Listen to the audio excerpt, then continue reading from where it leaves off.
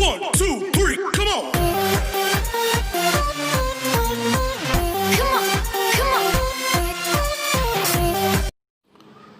Hello મિત્રો, કેમ છો? હું છું ડૉક્ટર મુશીર મંસૂરી અને આપ જોઈ રહ્યા છો મારી channel Gujarati biology NEET. Okay, તો મિત્રો આપણે અભ્યાસ કરી રહ્યા છીએ ધોરણ 11 વિષય બાયોલોજી, ચેપ્ટર નંબર 8 કોષ જીવનનો એકમ. એમાં છેલ્લે આપણે રસદાની વિશે જોયું. હવે ત્યારબાદનો એ ટૉપિક છે જેનું નામ છે, તમને સ્ક્રીનમાં દેખાય છે એ પ્રમાણે, કણાભ સૂત્ર. અંગ્રેજીમાં એને મિટોકોન્ડ્રિયા તરીકે ઓળખવામાં આવે છે. ફરીથી તો મિત્રો આજનો આપણો ટૉપિક છે કણાભ સૂત્ર, જેને અંગ્રેજીમાં માઇટોકોન્ડ્રિયા તરીકે ઓળખવામાં આવે છે. બરાબર. તો મિત્રો આજે આપણે કણાભ સૂત્ર વિશે વિસ્તૃતમાં અભ્યાસ કરવાનો છે. બરાબર.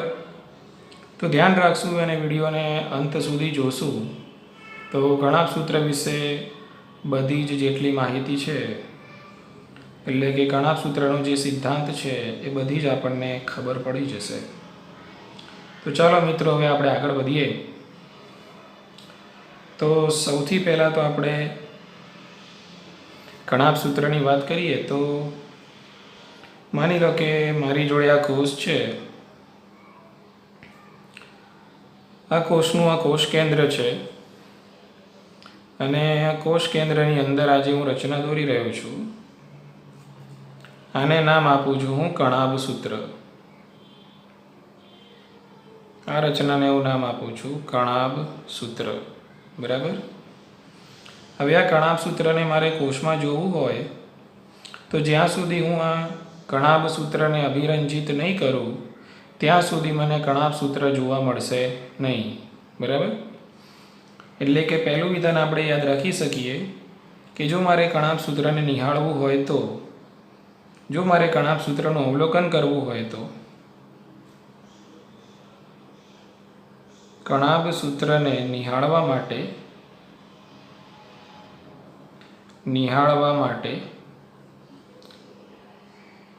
જ્યાં સુધી એને અભિરંજિત કરવામાં ના આવે, જ્યાં સુધી તેને અભિરંજિત કરવામાં ન આવે ત્યાં સુધી તમે એને માઇક્રોસ્કોપની મદદથી જોઈ શકતા નથી.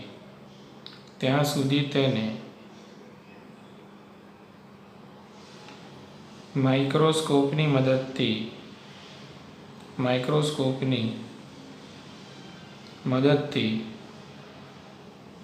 જોઈ શકાતું નથી. ક્લિયર? એટલે પહેલો મુદ્દો આપણે કણાભ સૂત્રમાં યાદ રાખીશું. જો આપણે કણાભ સૂત્રને નિહાળવું હોય, જો આપણે કોષની અંદર કણાભ સૂત્રને જોવું હોય તો એને આપણે અભિરંજિત કરવું પડે. જ્યાં સુધી આપણે એને અભિરંજિત નહીં કરીએ યોગ્ય અભિરંજકની મદદથી, ત્યાં સુધી આપણે એને માઇક્રોસ્કોપની મદદથી નિહાળી શકતા નથી. ચલો બીજો મુદ્દો જોઈએ. તો કણાભ સૂત્ર કેવી અંગિકા છે તો એના વિશે યાદ રાખશું આપણે કે ભાઈ કણાભ સૂત્ર અર્ધ સ્વયં બેવડાતી અંગિકા છે. અર્ધ સ્વયં બેવડાતી અંગિકા છે.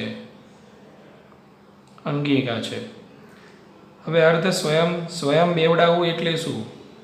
એટલે માની લો કે આ કણાભ સૂત્ર છે અને એની મેળે ને મેળે આ એક કણાભ સૂત્રમાંથી કેટલા બની ગયા? 2. એટલે આ કણાભ સૂત્રમાંથી જ આ કણાભ સૂત્ર છે એ બેવડાયું, એટલે આને કહેવાય છે સ્વયં બેવડાવું. બરાબર. પરંતુ આ જે સ્વયં બેવડાવાની પ્રકૃતિ છે, એ સ્વયં બેવડાવું એ સંપૂર્ણ રીતે કણાભ સૂત્રના હાથમાં નથી. બરાબર. એટલે કણાભ સૂત્રનું જે સ્વયં બેવડાવું છે એ કેટલાક અંશે કોષ કેન્દ્રના પણ હાથમાં છે. એટલે કે કોષ કેન્દ્રની અંદર રહેલા જે રંગસૂત્રો છે એ રંગસૂત્રો ઉપર પણ આધારિત છે, અને કેટલાક અંશે કણાભ સૂત્રનું બેવડાવું એ કણાભ સૂત્રની અંદર રહેલા જે ડીએનએ છે એના ઉપર પણ આધારિત છે. બરાબર.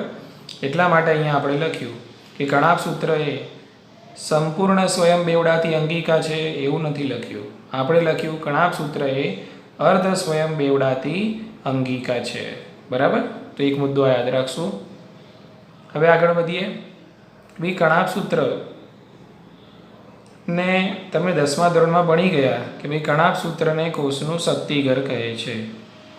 કણાપ સૂત્રને કોષનું શક્તિઘર કહે છે. શક્તિઘર કહે છે. બરાબર? શક્તિઘર એટલે કે power house of cell. Power house of cell. બરાબર? એટલે કણાપ સૂત્રને કોષનું શક્તિઘર કહેવામાં આવે છે. કેમ શક્તિઘર કહેવામાં આવે છે? તો કણાપ સૂત્રની અંદર કોષ માટે જરૂરી એટીપીનું સંશ્લેષણ થાય છે. એટીપીનું સંશ્લેષણ થાય છે. બરાબર? એટલે કણાપ સૂત્ર એ કોષનું શક્તિઘર એટલા માટે કહેવાય છે કારણ કે કણાપ સૂત્રની અંદર કોષ માટે જરૂરી એડિનોસાઇન ટ્રાયફોસ્ફેટનું સંશ્લેષણ કણાપ સૂત્ર દ્વારા થાય છે. એટલા માટે કણાપ સૂત્રને કોષનું શક્તિઘર કહે છે, અથવા તો અંગ્રેજીમાં એને પાવર હાઉસ ઓફ સેલ તરીકે પણ ઓળખવામાં આવે છે. બરાબર? ચલો આગળ વધીએ. હવે કણાપ સૂત્રની સંખ્યા છે એ દરેક કોષમાં અલગ અલગ હોય છે. એટલે કે કણાપ સૂત્ર દરેક કોષમાં સંખ્યાની દ્રષ્ટિએ વિવિધતા દર્શાવે છે. તો અહીંયા મુદ્દો લખીશું, સંખ્યાની દ્રષ્ટિએ કણાપ સૂત્ર દરેક કોષોમાં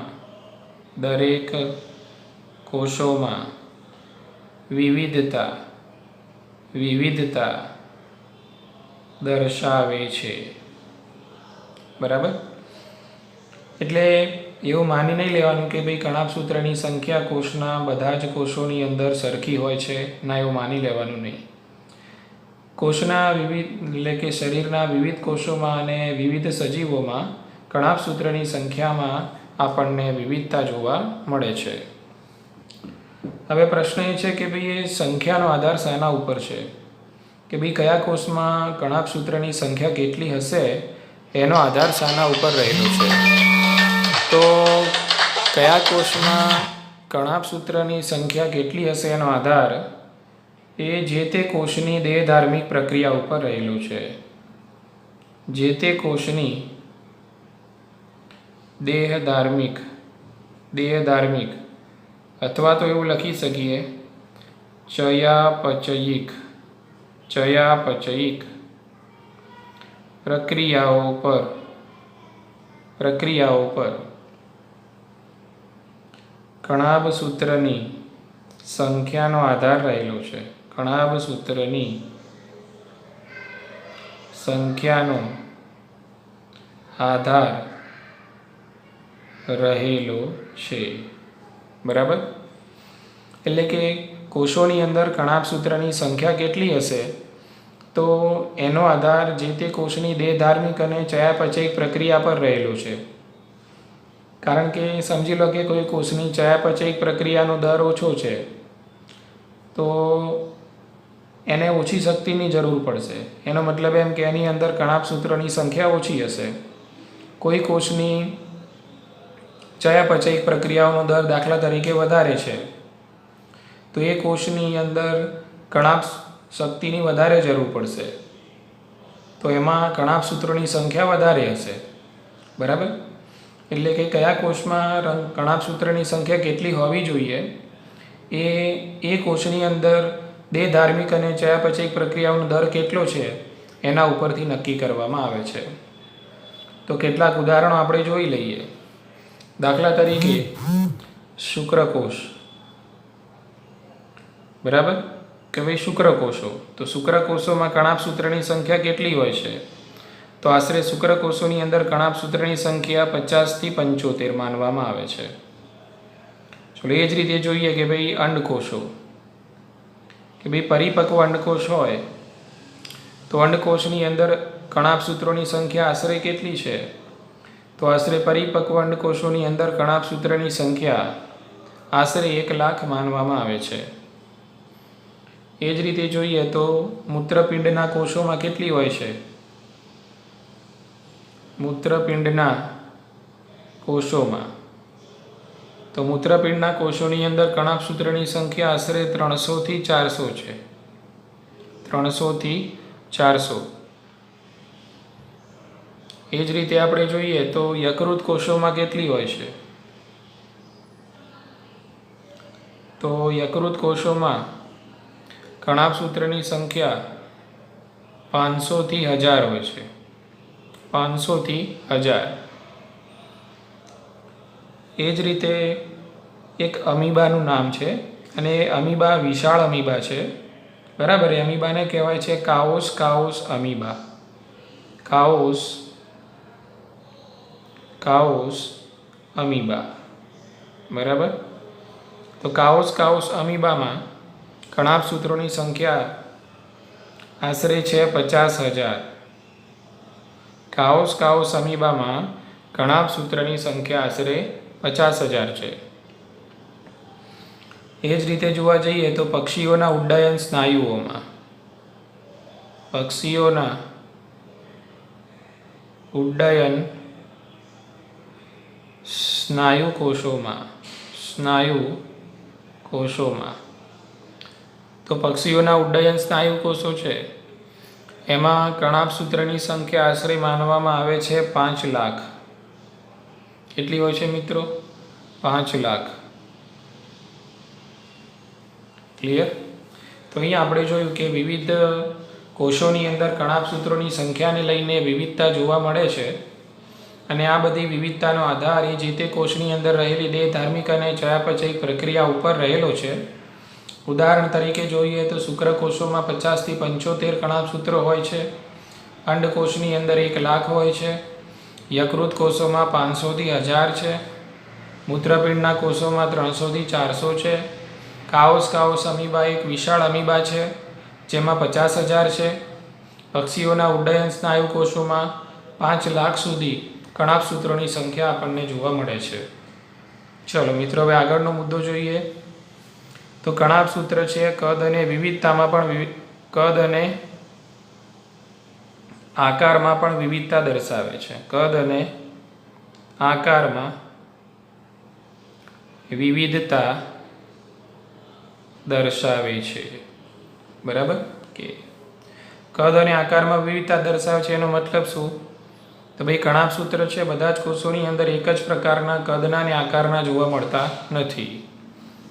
એના કદની વાત કરીએ તો કણાભસૂત્રનો જે વ્યાસ છે એ આશરે 0.2 માઇક્રોમીટરથી લઈને કણાભસૂત્રના આપણે વ્યાસની વાત કરીએ તો એનો વ્યાસ આશરે 0.2 થી વ્યાસ કદની અંદર વ્યાસની આપણે વાત કરીએ તો 0.2 થી 1 માઇક્રોમીટર 0.2 થી 1.0 માઇક્રોમીટર એનો વ્યાસ છે.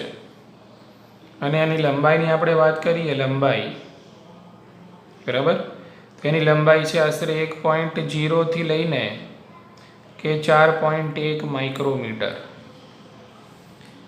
એટલે કણાભસૂત્ર છે એ દરેક કોષમાં કદની દ્રષ્ટિએ પણ સરખા હોતા નથી. તો કદની દ્રષ્ટિએ પણ કણાભસૂત્રની અંદર આપણને વિવિધતા જોવા મળે છે. એનો વ્યાસ 0.2 થી 1 માઇક્રોમીટર સુધી છે અને એની લંબાઈ 1.0 થી 4.1 માઇક્રોમીટર સુધી આપણને જોવા મળે છે. હવે એના આકારની વાત કરીએ. કદની વાત થઈ ગઈ. હવે એના આકારની વાત કરીએ કે ભાઈ કણાભસૂત્રના આકાર શું હોઈ શકે છે? તો કણાભસૂત્રનો આકાર છે નળાકાર હોઈ શકે છે. કણાભસૂત્ર છે તંતુમય આકારનો પણ હોઈ શકે છે. કણાભસૂત્ર છે રકાબી આકાર પણ હોઈ શકે છે. અને ઘણીવાર જે નળાકાર કણાભસૂત્રો છે આપણને કણિકામય પણ જોવા મળે છે. કણિકામય પણ જોવા મળે છે. તો કણાભસૂત્ર અહીંયા આપણે જોયું કે આકારની દ્રષ્ટિએ પણ વિવિધતા દર્શાવે છે. કેટલાક કોષોની અંદર નળાકાર, કેટલાકની અંદર તંતુમય તો કેટલાકની અંદર રકાબી આકારના કણાપ સૂત્રો આપણને જોવા મળે છે. ચાલો મિત્રો, વાત કરીએ આપણે કે કણાપ સૂત્ર કઈ રીતે વિભાજન પામે છે. તો કણાપ સૂત્ર છે એ દ્વિભાજનની પદ્ધતિ દ્વારા વિભાજન પામે છે. દ્વિભાજન દ્વારા વિભાજન પામે છે. બરાબર, આ એક વસ્તુ યાદ રાખજો કે કણાપ સૂત્ર છે એ દ્વિભાજન દ્વારા વિભાજન પામે છે. દ્વિભાજન એટલે શું? તો દ્વિભાજન એટલે અહીંયા તમે જોયું કે આ બે કણાપ સૂત્રો, આ એક કણાપ સૂત્ર છે અને આ કણાપ સૂત્ર છે એનું રૂપાંતર જ બે કણાપ સૂત્રમાં થઈ જાય છે. એટલે એક કણાપ સૂત્રમાંથી બે કણાપ સૂત્રો નિર્માણ પામે છે. બરાબર, તો આ જે ભાજન થયું એને કહેવાય છે દ્વિભાજન.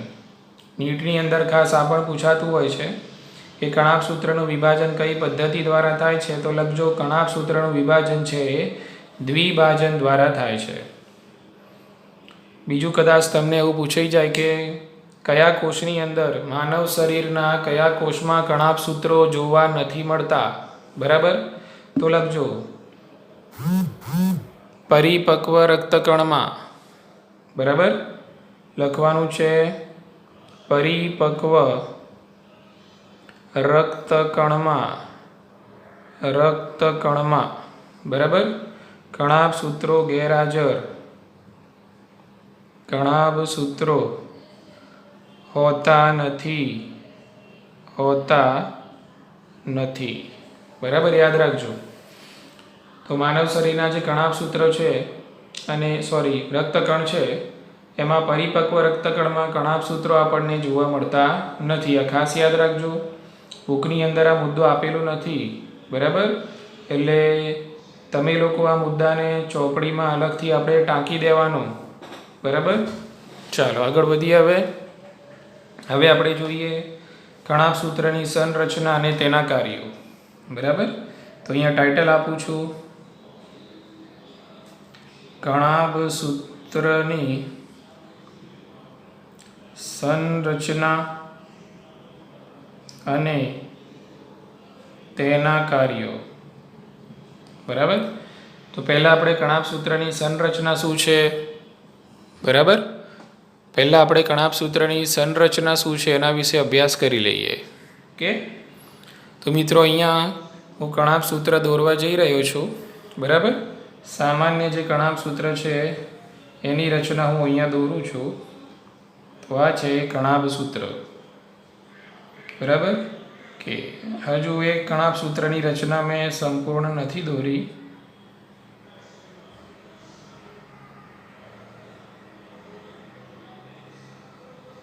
ઓકે, તો અહીંયા એક લાક્ષણિક કણાપ સૂત્રની આકૃતિ મેં દોરેલી છે. તો તમે જોઈ શકો છો ભાઈ કણાપ સૂત્ર કેવું છે. તો કણાપ સૂત્ર એ બેવડા પટલમય રચના છે. બરાબર, બેવડા પટલમય રચના છે. બરાબર, તમે જોઈ શકો છો આકૃતિમાં આ એક પટલ છે અને આ બીજું પટલ છે. બરાબર, કે તો આ બહારનું છે અને આપણે નામ આપીશું બાહ્ય પટલ. ઓકે, તો પહેલાં તો યાદ રાખશું કણાપ સૂત્ર એ બેવડા પટલમય રચના છે અને એમાં એક તમે જોઈ શકો છો બાહ્ય પટલ છે. બરાબર, અને એ જ રીતે એક તમે જોઈ શકો છો અંતઃપટલ છે. તો આને આપણે નામ આપીએ છીએ અંતઃપટલ. બરાબર, એક બાહ્ય પટલ છે અને બીજું છે એ અંતઃપટલ છે. તો આ રીતે કહી શકાય કે કણાપ સૂત્ર એ એક પટલમય રચના નહીં પણ બેવડા પટલમય રચના છે. બાહ્ય પટલ અને અંતઃપટલ છે બંને બાહ્ય પટલની સપાટી પર અને અંતઃપટલની સપાટી પર બંનેની સપાટી ઉપર યોગ્ય પ્રક્રિયાઓ માટેના ઉત્સેચકો આવેલા હોય છે. તો અહીંયા આપણે વાક્ય લખી શકીએ. આ વસ્તુ સાચા ખોટામાં પૂછાય છે. બાહ્ય અને અંતઃપટલ પર યોગ્ય પ્રક્રિયાઓ માટેના પ્રક્રિયાઓ માટેના ઉત્સેચકો આવેલા છે બરાબર, યાદ રાખજો. એટલે કદાચ એવું પૂછાય કે ફક્ત અંતઃપટલ ઉપર જ ઉત્સેચકો આવેલા હોય છે, ના, બાહ્ય પટલ ઉપર પણ ઉત્સેચકો આવેલા હોય છે અને અંતઃપટલ ઉપર પણ ઉત્સેચકો આવેલા હોય છે બરાબર. ઓકે, તો જુઓ અહીંયા બાહ્ય પટલની આપણે વાત કરીએ તો બાહ્ય પટલ જુઓ સળંગ છે બરાબર. ઓકે, બાહ્ય પટલ સળંગ છે, ક્લિયર. ઓકે, હવે અંતઃપટલ તમે જોશો તો આ જે અંતઃપટલ છે એ આંગળીઓ જેવા પ્રવર્ધો ધરાવે છે અને અંતઃપટલ છે અંતર્વલિત થયેલું છે. મારી પેન જ્યાં ફરે છે ત્યાં જુઓ અને હું જે બોલું છું એમાં ધ્યાન રાખો. બાહ્ય પટલ છે સળંગ પટલમય રચના છે, એમાં કોઈ પણ પ્રકારના પ્રવર્ધો નથી. જ્યારે અંતઃપટલ તમે જુઓ, અંતઃપટલ છે એ અંદરની તરફ અંતર્વલિત થયેલું છે અને આ જે આંગળીઓ જેવા પ્રવર્ધો આપણને એમાં જોવા મળે છે બરાબર. ઓકે, તો આ જે આંગળીઓ જેવા પ્રવર્ધો છે જે આપણને અંતઃપટલમાં જોવા મળે છે એને ક્રિસ્ટી કહે છે. યાદ રાખજો મિત્રો ખાસ, બરાબર. તો ક્રિસ્ટી જેવી રચના ક્યાં જોવા મળે છે? તો ક્રિસ્ટી જેવી રચના આપણને અંતઃપટલમાં જોવા મળે છે બરાબર. ઓકે, તો અહીંયા લખી દઈએ છીએ આપણે કે ભાઈ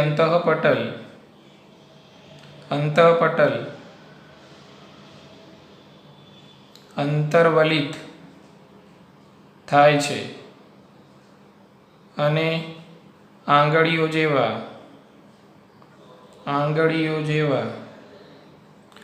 પ્રવર્ધો ધરાવે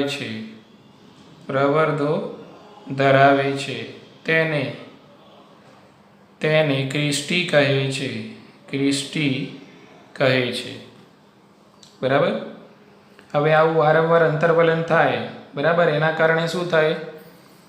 તો એના કારણે સપાટીય વિસ્તારમાં વધારો થાય છે, સપાટીય ક્ષેત્રફળમાં વધારો થાય છે બરાબર. હવે તમે જુઓ મિત્રો, કણાભ સૂત્રમાં આ છે બાહ્ય પટલ અને આ છે અંતઃપટલ બરાબર. તો અંતઃપટલ અને બાહ્ય પટલના કારણે કણાભ સૂત્રની અંદર જ સ્પષ્ટ બે જલકૃત વિસ્તારો જોવા મળે છે બરાબર. એટલે કે એના કારણે કણાભ સૂત્ર સ્પષ્ટપણે બે ખંડોમાં વિભાજિત થાય છે. એટલે આ છે બાહ્ય કક્ષ કહેવાશે અને આ છે અંતઃ કક્ષ કહેવાશે બરાબર ને. જો આ બાહ્ય પટલ છે અને આ અંતઃપટલ છે બરાબર. તો બાહ્ય પટલ અને અંતઃપટલના કારણે કણાભ સૂત્ર છે બે કક્ષમાં વહેંચાઈ જાય છે. એટલે કે બાહ્ય પટલ અને આ જે અંતઃપટલ છે એના વચ્ચેની આ જે જગ્યા છે બરાબર, એને કહેવાશે બાહ્ય કક્ષ. એને બાહ્ય કક્ષ તરીકે ઓળખવામાં આવે છે બરાબર. અને આ જે અંતઃપટલ છે એના અંદરનો જે ભાગ છે એને અંતઃકક્ષ કહેવાય છે. શું કહેવાય એને? અંતઃકક્ષ. એટલે કહેવાનો મતલબ શું કે બાહ્ય પટલ અને અંતઃપટલ છે એના કારણે કણાભ સૂત્ર સ્પષ્ટપણે બે જલકૃત વિસ્તારોમાં વહેંચાય છે. એટલે અહીંયા લખીશું આપણે પટલોના કારણે, એટલે કે અંતઃપટલ ને બાહ્ય પટલોના કારણે કણાભ સૂત્ર સ્પષ્ટપણે બે જલકૃત વિસ્તારોમાં વહેંચાય છે બરાબર. ઓકે, અને એના કારણે એ જે વિસ્તારો બને છે, જે કક્ષ બને છે એને શું કહીશું આપણે? સૌથી અંદરની બાજુ બને છે અંતઃકક્ષ અને અંતઃપટલ અને બાહ્ય પટલ વચ્ચે બને છે એને કહેવાય બાહ્ય કક્ષ બરાબર. ઓકે, ચલો હવે બીજા નામ આપી દઈએ આપણે. જુઓ, આ બાહ્ય પટલ અને આ જે અંતઃપટલ છે એની વચ્ચે આ જે અવકાશ જોવા મળે છે, જુઓ બાહ્ય પટલ અને અંતઃપટલ વચ્ચે અવકાશ જોવા મળે છે. એ અવકાશને, એ જે કક્ષ છે એને તો આપણે કહી દીધું બાહ્ય કક્ષ બરાબર, પરંતુ એને તમે આંતરપટલ અવકાશ પણ કહી શકો છો. આંતરપટલ અવકાશ તરીકે પણ એને ઓળખવામાં આવે છે. ક્લિયર મિત્રો? તો આ જે અંતઃપટલ છે એ અને આ જે બાહ્ય પટલ છે, આ અંતઃપટલ છે અને આ બાહ્ય પટલ છે, એની વચ્ચે આ જે અવકાશ છે એ અવકાશને આંતરપટલ અવકાશ તરીકે પણ ઓળખવામાં આવે છે. ક્લિયર છે? ઓકે, ચાલો હવે આપણે આગળ વધીએ. તો અહીંયા વાત કરીએ છીએ આપણે અંતઃપટલની. તો આ જે અંતઃપટલ છે તમે જોઈ શકો છો આંગળીઓ જેવા અને ઘડીમય રચના ધરાવે છે, પ્રવર્ધો ધરાવે છે. એને આપણે નામ શું આપ્યું ભાઈ? ક્રિસ્ટી. ઓકે, તો હવે આ ક્રિસ્ટી છે તો ક્રિસ્ટી પર શું આવેલું હોય છે? તો ક્રિસ્ટી છે વીજાણુ વહન તંત્ર ધરાવે છે. ક્રિસ્ટી વીજાણુ વહન તંત્ર ધરાવે છે. બરાબર? અને વીજાણુ વહન તંત્ર ધરાવવાના કારણે ક્રિસ્ટી ઉપર જે પ્રક્રિયા થાય છે એનું નામ છે ઓક્સિડેટિવ ફોસ્ફોરીકરણ. ઓક્સિડેટિવ ફોસ્ફોરીકરણ. ફોસ્ફોરીકરણ યાદ રાખજો. કદાચ પૂછાય તમને બી કણાભ સૂત્રમાં ઓક્સિડેટિવ ફોસ્ફોરીકરણની પ્રક્રિયા, ઓક્સિડેટિવ ફોસ્ફોરીકરણની પ્રક્રિયા કણાભ સૂત્રમાં ક્યાં થાય છે? તો ઓક્સિડેટિવ ફોસ્ફોરીકરણની પ્રક્રિયા કણાભ સૂત્રમાં ક્યાં થાય છે? ક્રિસ્ટી પર થાય છે. અથવા તો તમે લખી શકો છો અંતઃપટલ ઉપર થાય છે. કેમ? કારણ કે ક્રિસ્ટીની સપાટી પર આવેલું હોય છે વીજાણુ વહન તંત્ર, એટલે કે ઇલેક્ટ્રોન ટ્રાન્સપોર્ટ સિસ્ટમ. એ વીજાણુ વહન તંત્ર ઉપર આપણને જોવા મળે છે. જો આ ક્રિસ્ટી છે તો અહીંયા હું આ જે ડોટ કરું છું, આ જે ડોટ મૂકું છું, બરાબર? આ જે ડોટ મૂક્યા તમે સમજી લો કે છે વીજાણુ વહન તંત્ર. એટલે ક્રિસ્ટી પર આવેલું હોય છે વીજાણુ વહન તંત્ર, અને વીજાણુ વહન તંત્રના કારણે એના ઉપર પ્રક્રિયા થાય છે ઓક્સિડેટિવ ફોસ્ફોરીકરણ. અને આ જે ઓક્સિડેટિવ ફોસ્ફોરીકરણ છે એના કારણે અહીંયા બનતા હોય છે એટીપી. એટીપી નિર્માણ પામે છે. એટીપી નિર્માણ પામે છે. યાદ રાખજો. બરાબર? અને એટલા માટે જ આપણે કણાભ સૂત્રને કહીએ છીએ કોષનું શક્તિઘર. એટલા માટે જ કણાભ સૂત્રને કોષના શક્તિઘર તરીકે ઓળખવામાં આવે છે.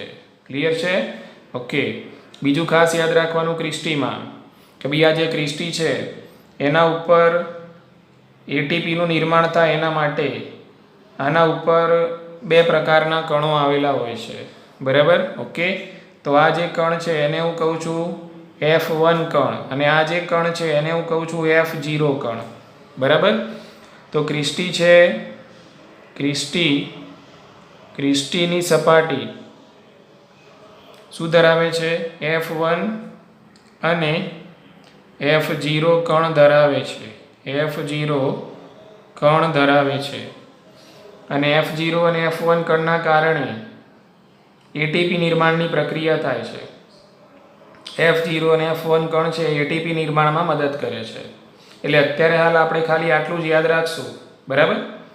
કે ભાઈ ક્રિસ્ટી છે વીજાણુ વહન તંત્ર ધરાવે છે, એના કારણે એના ઉપર ઓક્સિડેટિવ ફોસ્ફોરીકરણની પ્રક્રિયા થકી એટીપીનું નિર્માણ થાય છે. અને ક્રિસ્ટીની સપાટી F0 અને F1 કણો પણ ધરાવે છે જે એટીપી નિર્માણની પ્રક્રિયામાં મદદ કરે છે. ક્લિયર? એટલે આ જે F0 કણ છે એ ક્રિસ્ટીના પટલમાં આવેલું હોય છે, અને F1 કણ છે ક્રિસ્ટીના પટલની બહારની બાજુ એનું મુખ હોય છે. બરાબર? એ પણ આપણે સાથે સાથે યાદ રાખીશું. ક્લિયર છે? અને એટલા માટે જ કહેવાય છે અહીંયા જો શું થયું? ઓક્સિડેટિવ ફોસ્ફોરીકરણ. બરાબર?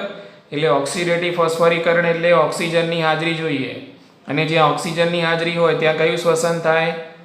જારક શ્વસન થાય. કયું શ્વસન થાય? જારક શ્વસન. એટલે કણાભ સૂત્રને જારક શ્વસન માટેનું સ્થાન ગણવામાં આવે છે. કણાભ સૂત્ર છે જારક શ્વસન માટેનું સ્થાન ગણવામાં આવે છે. બરાબર મિત્રો? યાદ રાખજો.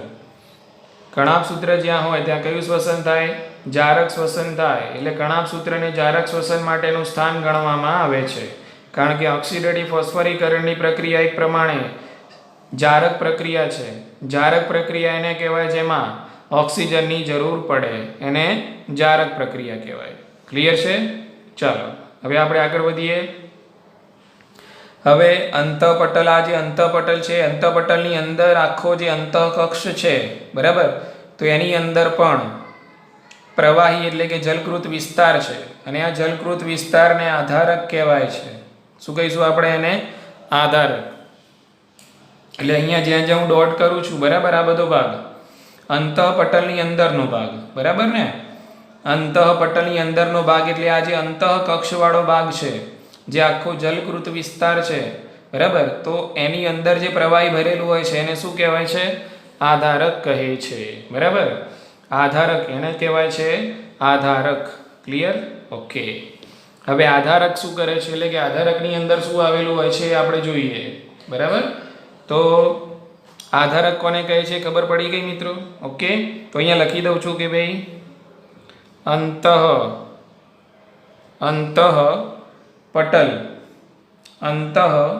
અંતઃપટલની અંદરની તરફનો વિસ્તાર જેને આધારક કહે છે. જેને આધારક, અને આધારકને અંગ્રેજીમાં જો એ કણાપ સૂત્રનું આધારક હોય તો એને મેટ્રિક્સ કહેવાય છે. આધારક કહે છે એટલે કે મેટ્રિક્સ તરીકે એને ઓળખવામાં આવે છે. બરાબર છે મિત્રો? ઓકે. ચાલો હવે આગળ વધીએ. તો આધારકની અંદર શું જોવા મળે છે? બરાબર.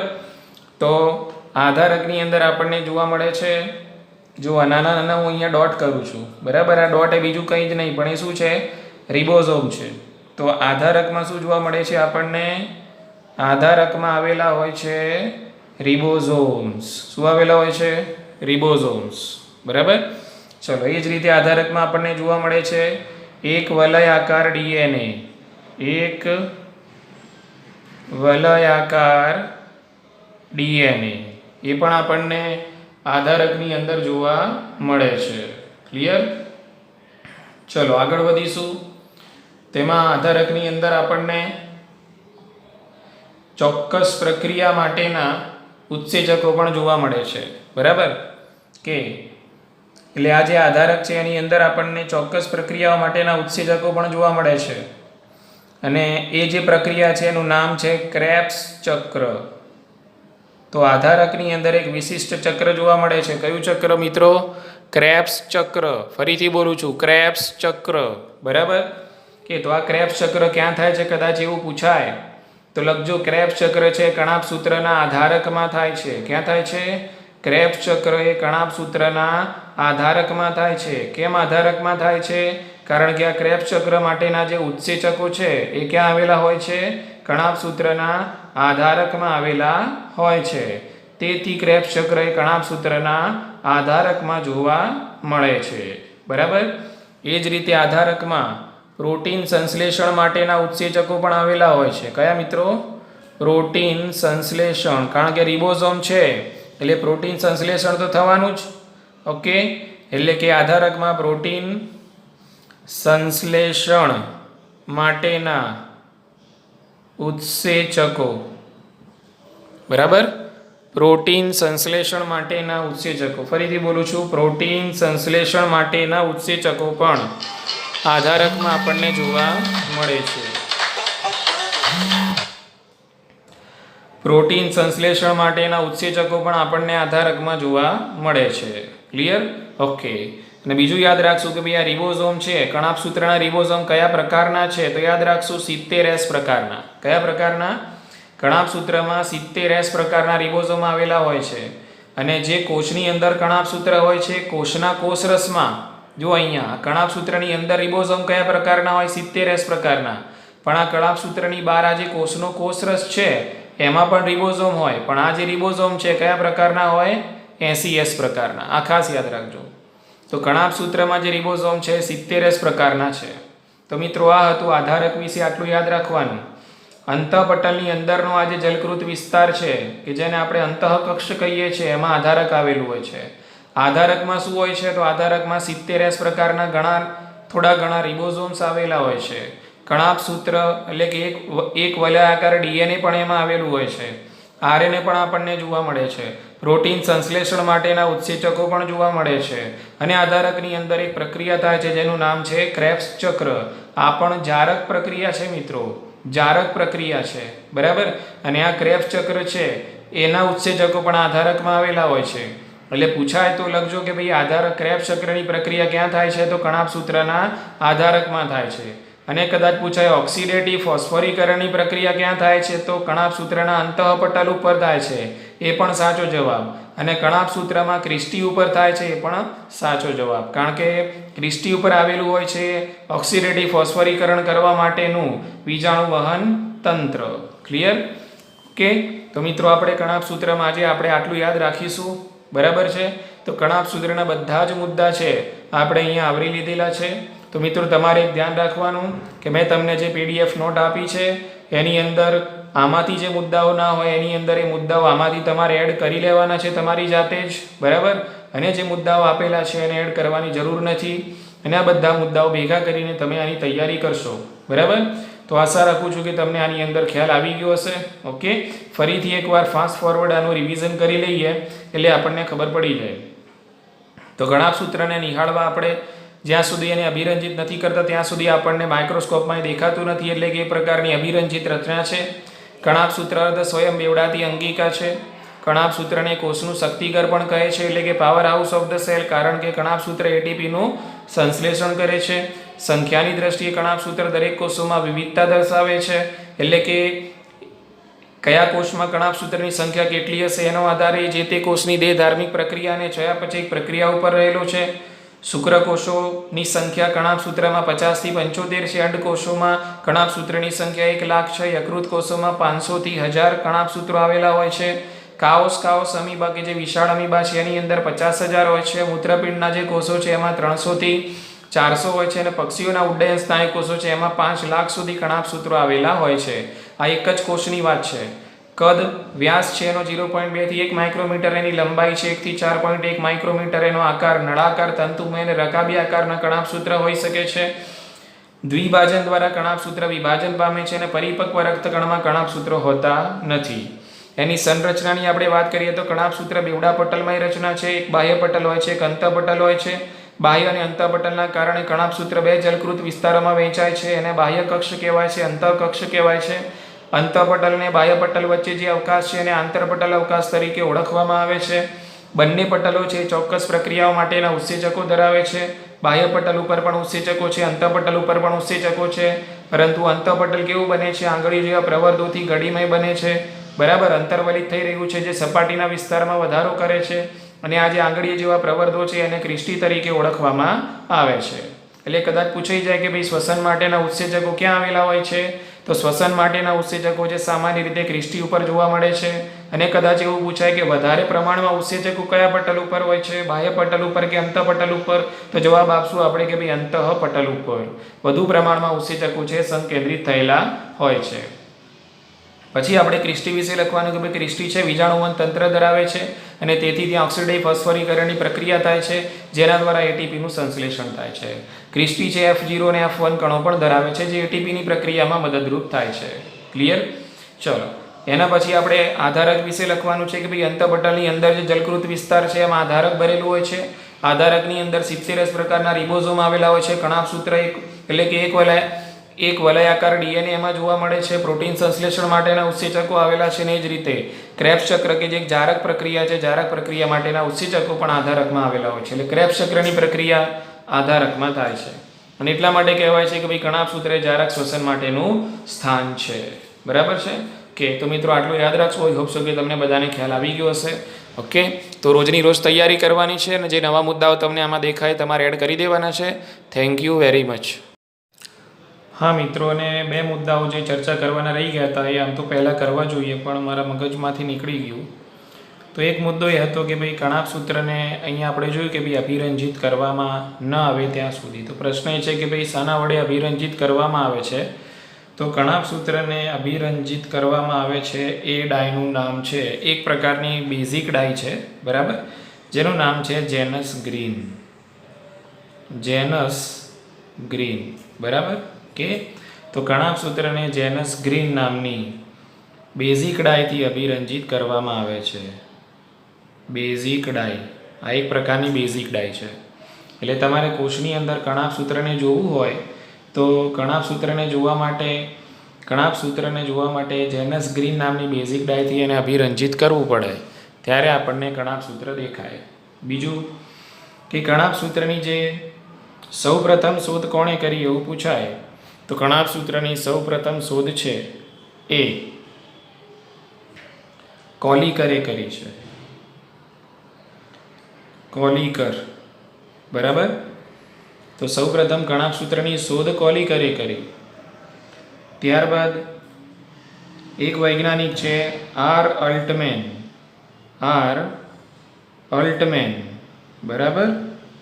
તો આ જે આર અલ્ટમેન છે એમણે કણાપ સૂત્રને એ વખત કણાપ સૂત્ર નહોતા કહેતા, એટલે કણાપ સૂત્રને એ વખત માઇટોકોન્ડ્રિયા નહોતા કહેતા. તો એના પહેલાં કણાપ સૂત્રને એમને નામ આપ્યું બાયોબ્લાસ્ટ, બરાબર કે. અને ત્યારબાદ એક ત્રીજા વૈજ્ઞાનિક છે જેમનું નામ છે સી બેન્ડા,